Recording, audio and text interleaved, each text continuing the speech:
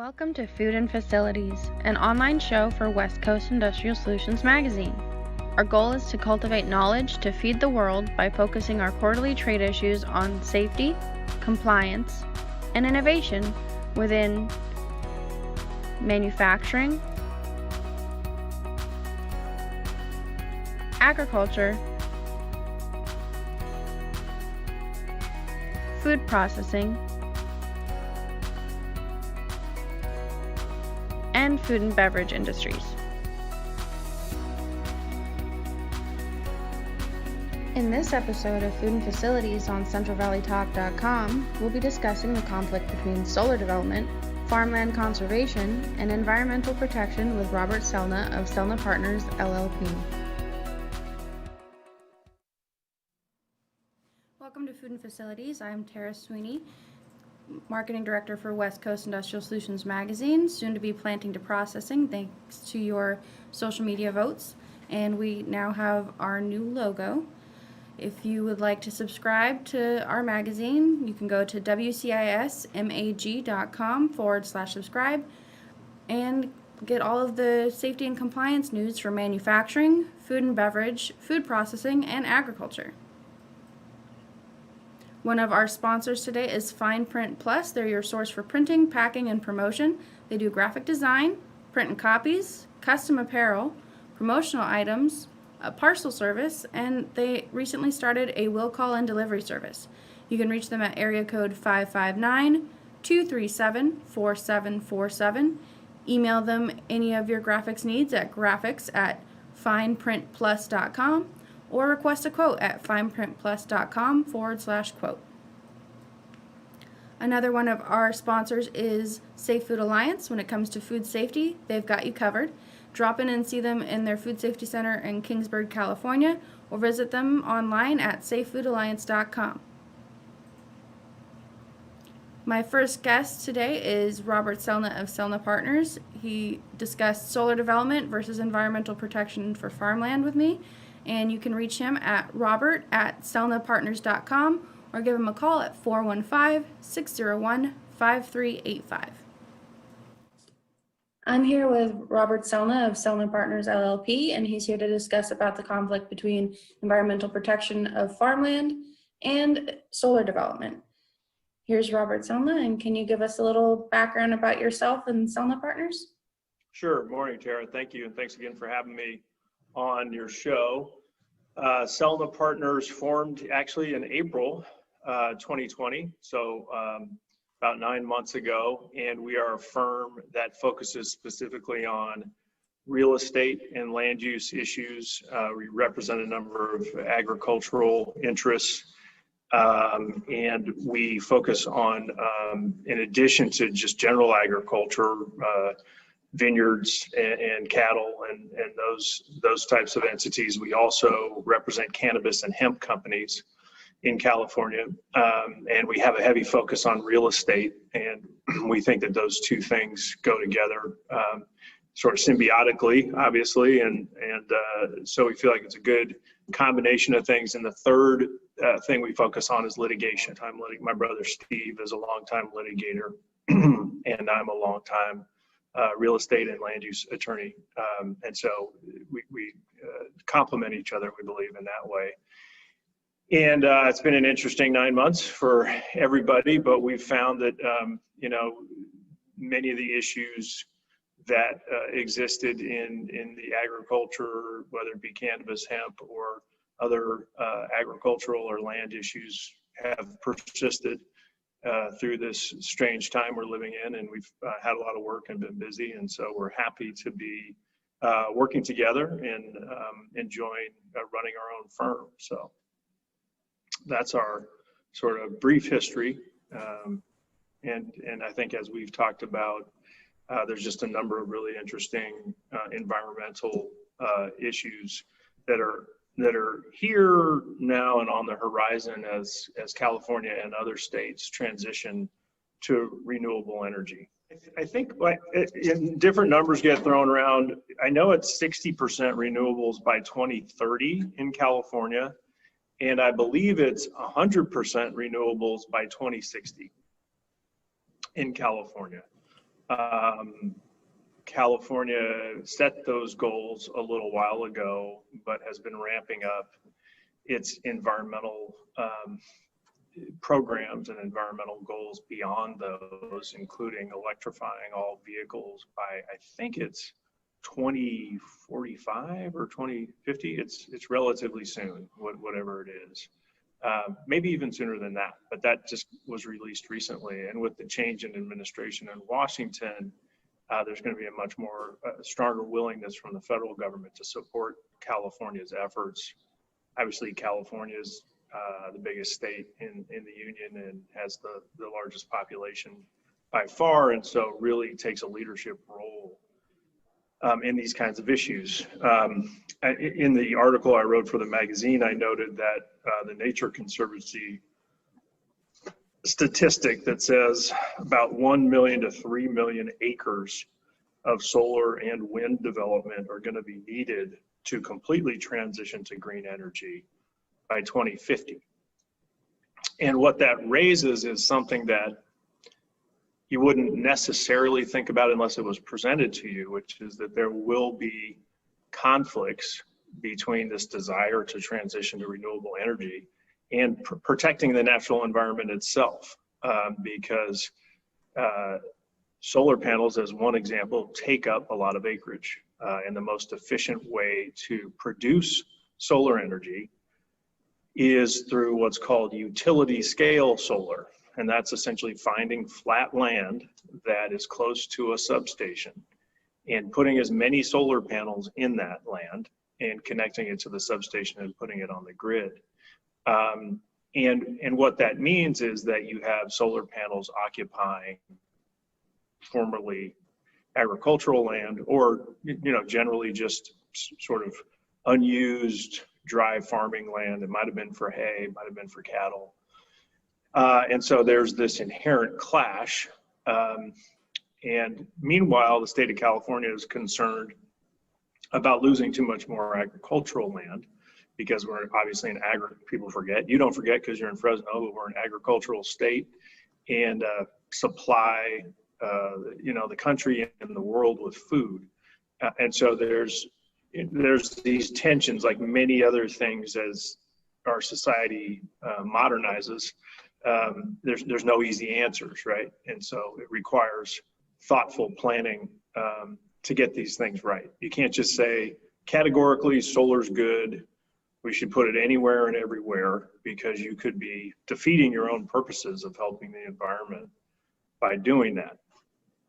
And some jurisdictions have understood this, local jurisdictions and regions have understood this issue and have done some significant planning around it. So the Nature Conservancy I quoted has recommended, given the need for all this land, there needs to be some significant thought put into where solar panels or wind generation should go.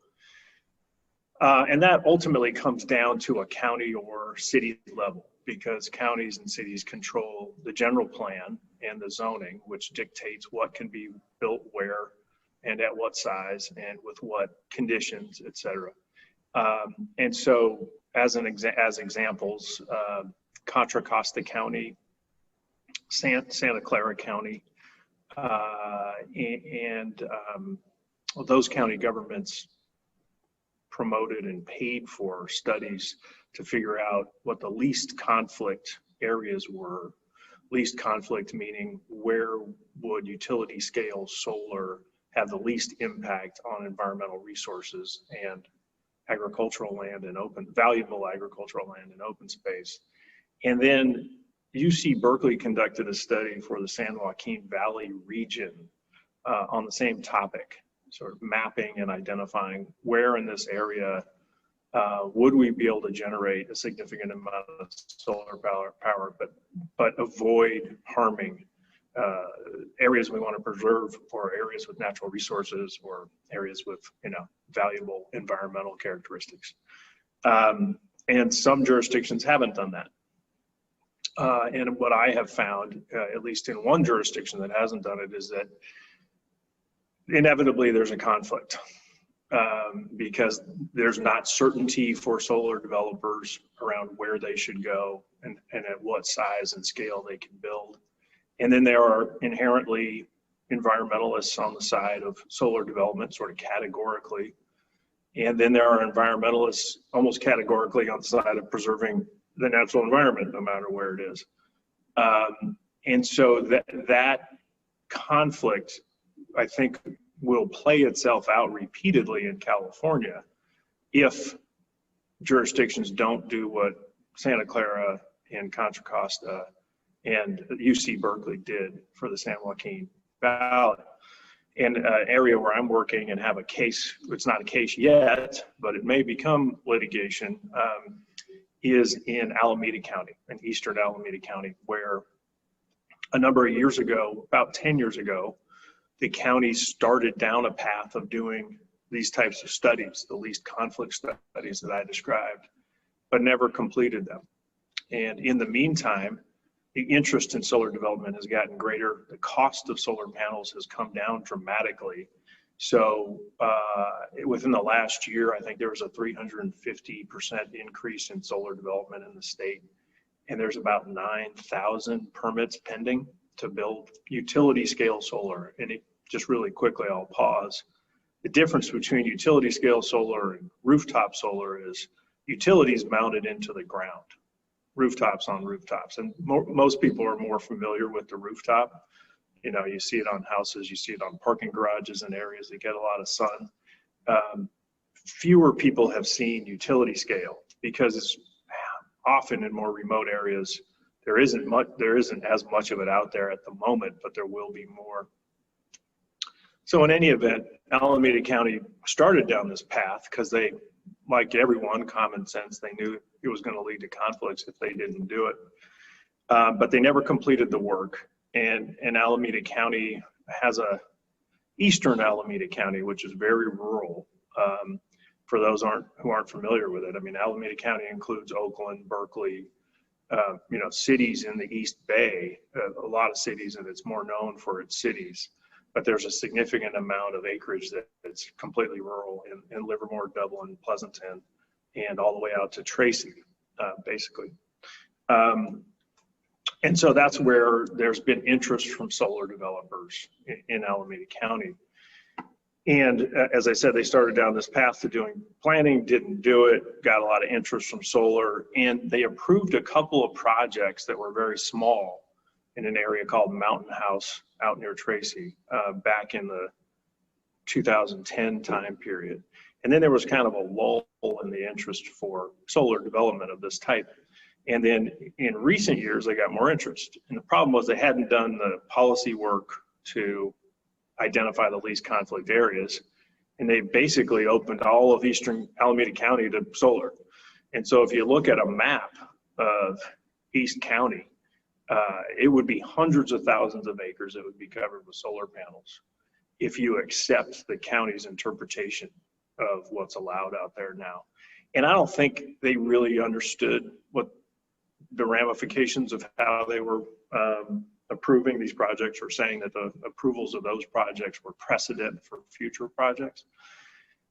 And in 2018, a very large project came in, proposed for an area in North Livermore Valley, which is a protected scenic rural recreational route for bike riders and drivers who want to take a nice Sunday drive out in the country. And a company came in and proposed about 700 acres would be occupied for a 400 solar panel acre project. And it would occupy the vast majority of the western side of this scenic source, North Livermore Valley. And so the other thing about Alameda County that's interesting is that it has a no growth measure that was put in place by voters in 2010, which says basically you can't do any development of any significant size outside of a boundary. And the only uses and the goal of the measure was to protect agricultural land and open space. So Alameda County has sort of these these interesting sort of details in that they were going to start this planning, they didn't do it. They also have this measure that doesn't allow development outside of a boundary. And what they've done is they've said this type of development, utility scale solar, doesn't count as development according to the measure. And a lot of people think that's just not correct. It's not inherently agricultural. If you ask somebody on the street, are solar panels an agricultural use, they would say absolutely not.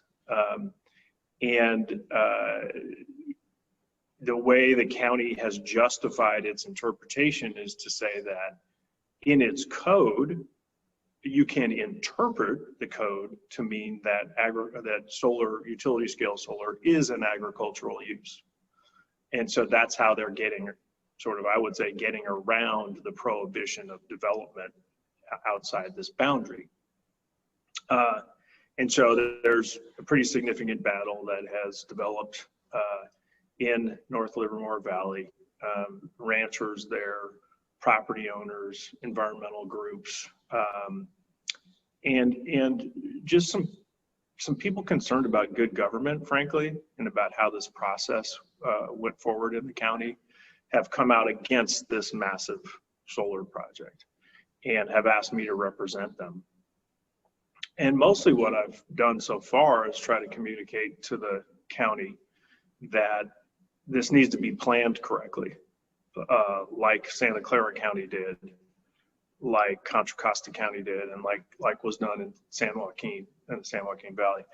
And unfortunately, the problem is for the county, I think, they accepted this application for the project, and they deemed the application complete. And in a way, the developer was led to believe they could do this here.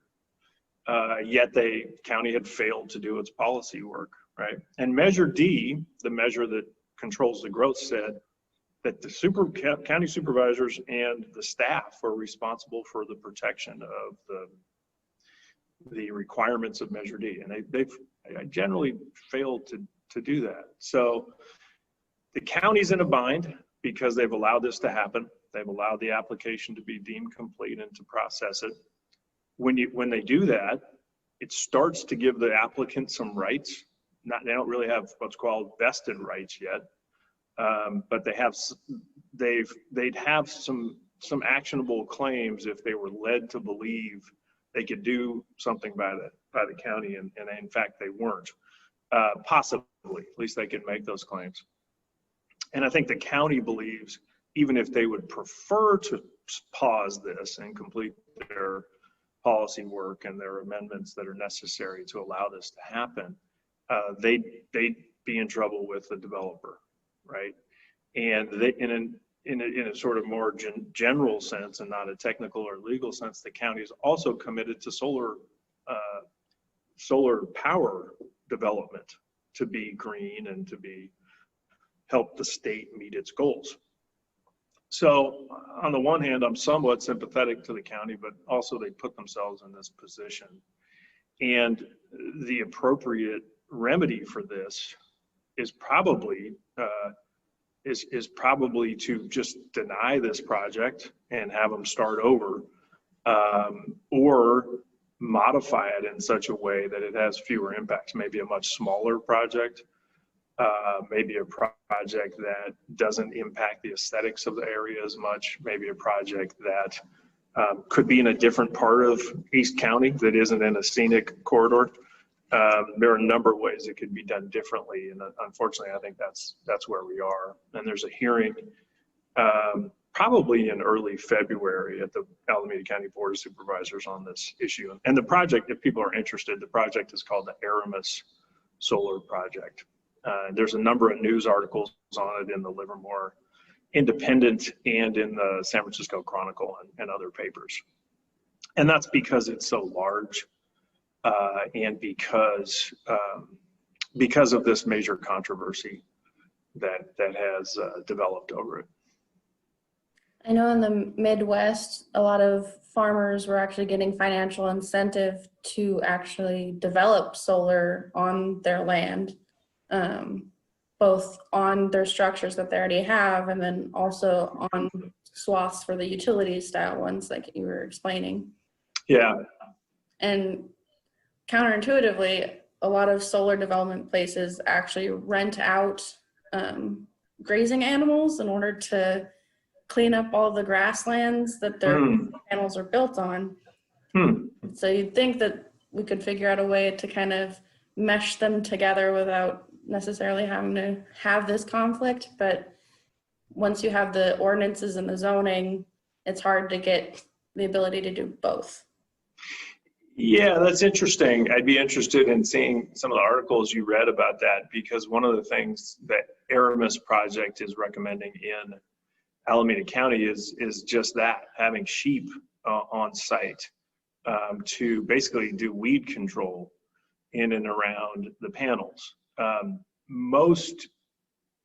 This has historically been cattle ranching areas, and most ranchers out there don't think having sheep do weed abatement is agriculture. And that this developer has just put that in order to, in essence, pretend that it's agriculture when it's really not. I think there probably is a way to do solar development where you could have cattle. And you could have sheep if that's economically viable. The thing about sheep, apparently, and I'm not an expert on sheep, but it's not particularly economically viable other than for weed abatement in California. I haven't researched that in depth, but one of the members of a group that I represent said there's no economic benefit to raising sheep right now, particularly. But you would think with some technological innovations, maybe raising the height of the solar panels up high enough so that there was plenty of room below them to graze cattle, maybe put them on more substantial structures. I think the cost would go up were you to do that. That would make them more like windmills, frankly, which I think are compatible with agriculture, because there's it's a big, tall, relatively big diameter pole, but it doesn't take up all the ground, right? So I see a windmill, a wind electric generator as a fundamentally different use, categorically different use from ground-mounted solar. Because you can see photos on the web, ground-mounted solar essentially covers the ground. There's a little room typically between the ground and the top of the solar panel, but not much, which is why they're using sheep and not cattle, because there's no room under there. The other interesting thing that, ranchers and farmers would be interested in is that the Williamson Act comes into play in this issue.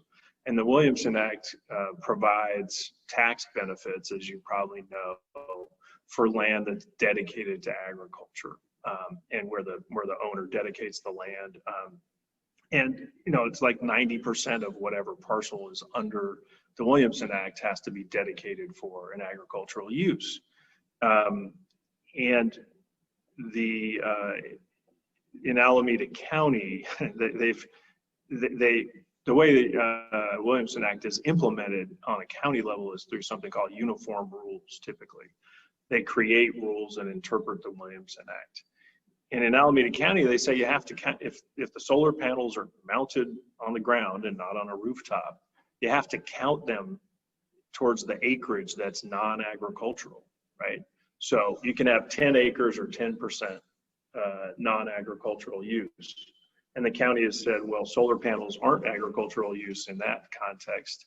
And you have to count them if they're on the ground, rather than if they're on a roof. All you have to do is count the roof, because you'd be double counting, basically, if you counted the roof and the panels. And the county has tried to get around that, again, kind of tried to get around something by saying, because sheep can get under the panels and graze, you don't have to count the panels, which is, a little dubious in my view. If the uniform rules say you have to count them, you have to count them. So that's interesting to hear that they're doing that in the Midwest as well. And there's this really important tension. I'm not saying this isn't an easy situation. I'm a proponent of solar all the way. I have solar on my house. I drive an electric car. I'm kind of a typical Bay Area, person who's really into renewable energy. But I'm on the side of those who are opposed to it in this case on the utility scale solar situation, because it really would be damaging to the natural environment there, which is full of biological resources. Even though it's cattle land, there's all kinds of salamanders and foxes and owls and badgers and all kinds of things that you wouldn't even imagine out there.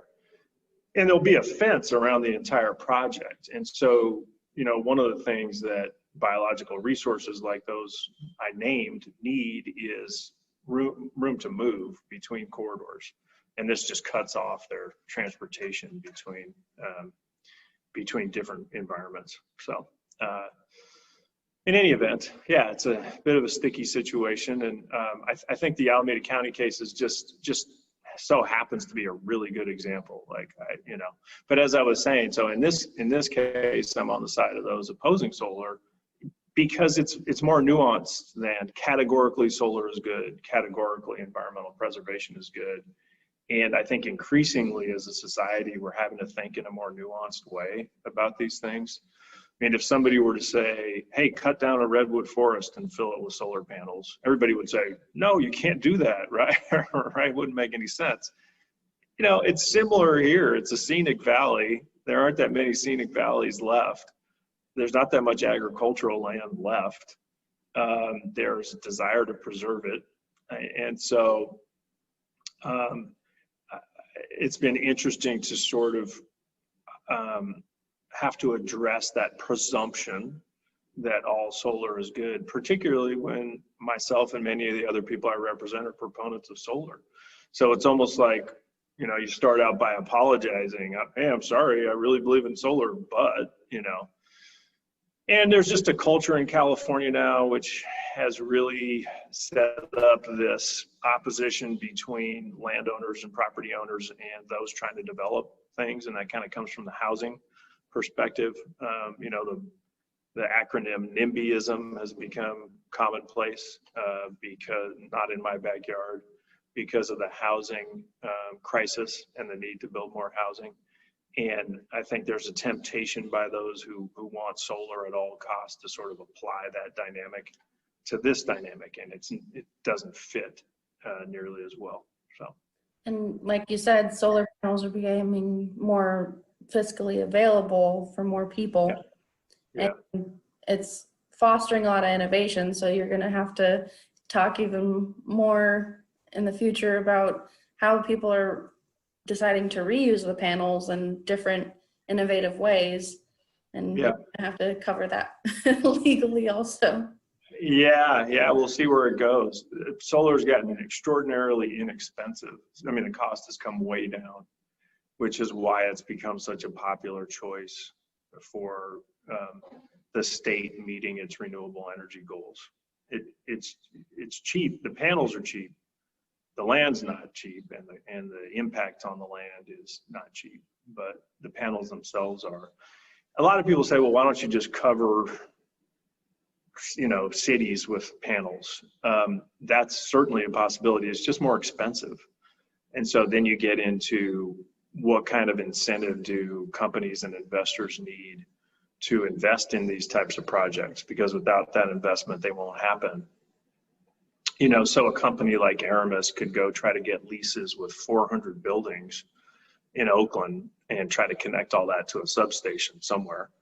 Probably be closer to, they'd probably be pretty close to some substations, but the infrastructure needed and all the leases needed and all the other details that go into that would make it far more expensive than taking a big flat valley and turning it into a sea of solar panels. So it's more, the bottom line is it's more expensive to piecemeal it by putting it on roofs in urban areas than it is to just take up natural land for it, unfortunately.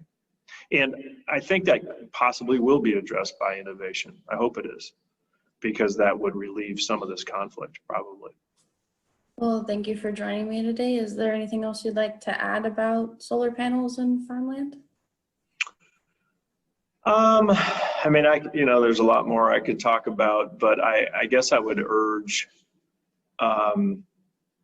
I would urge those, those who have access to or are leaders themselves in the agricultural community, and in the environmental community throughout California to be aware of this issue and to raise it with their city or county elected leaders in planning department or community development department staff, to get them to start thinking about it soon now.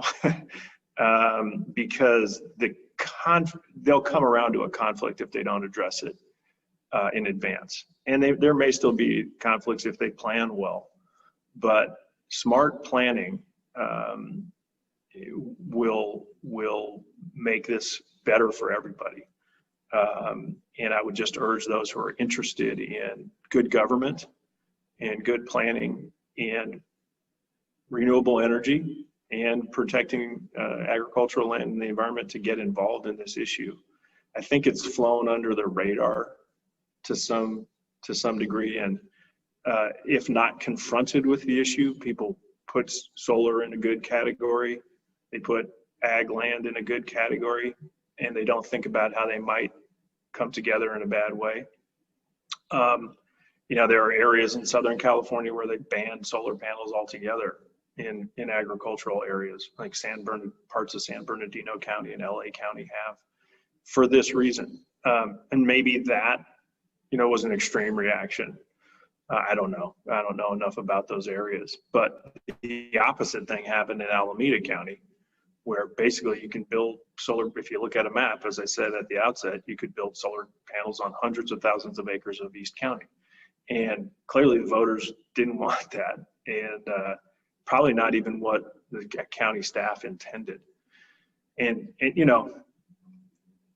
government has a difficult time, understandably, government has a difficult time getting out in front of things. They're often very reactive. There's a problem, they try to solve it, rather than, hey, we see a problem coming, let's try to get out in front of it. As I said, some counties have been able to do that. So there's models out there, there's blueprints out there. Again, I'll repeat, Contra Costa, Santa Clara County have done it. So their reports, their studies are available for people to see. And then the UC Berkeley study on the San Joaquin Valley is out there for people to see. So, anybody who's watching this and has an interest in that should get involved. There's an opportunity to get involved. There's an opportunity to get out in front of this in most places in the state. So it's a great call to action to end our talk for today. Thank you for speaking with me today, Rob, and I look forward to talking with you on further farmland, cannabis, real estate, and litigation. All right, sounds good, Tara. Thank you. Have a good rest of the day. All right. You too. Bye.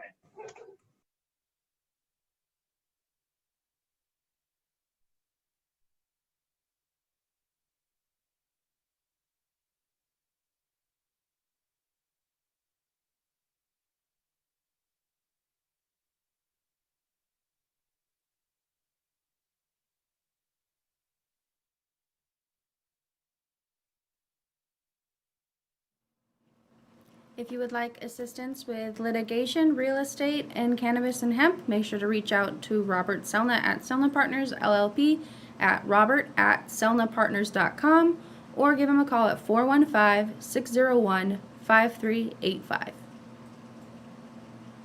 And another one of our sponsors is Dynamic Coatings Incorporated. They are a concrete restoration and flooring solution. They have seamless, antimicrobial, durable, dust-proof, and fast-cure flooring solutions. They are USDA, FDA, OSHA, and HACCP approved. You can visit them at dciflooring.com or give them a call at their Sacramento location at 916-485-6800, 510-352-7000 at their Oakland location, 559-225-4605 at their Fresno location, or 562-634-9887 at their Los Angeles location. Another one of our sponsors is California Food Producers. You can visit them at clfp.com or give them a call at 640-8150 on labor laws, water regulation, Proposition 65, labeling requirements, regulating chemicals, drinking water, transportation, greenhouse gas emissions, and cap and trade.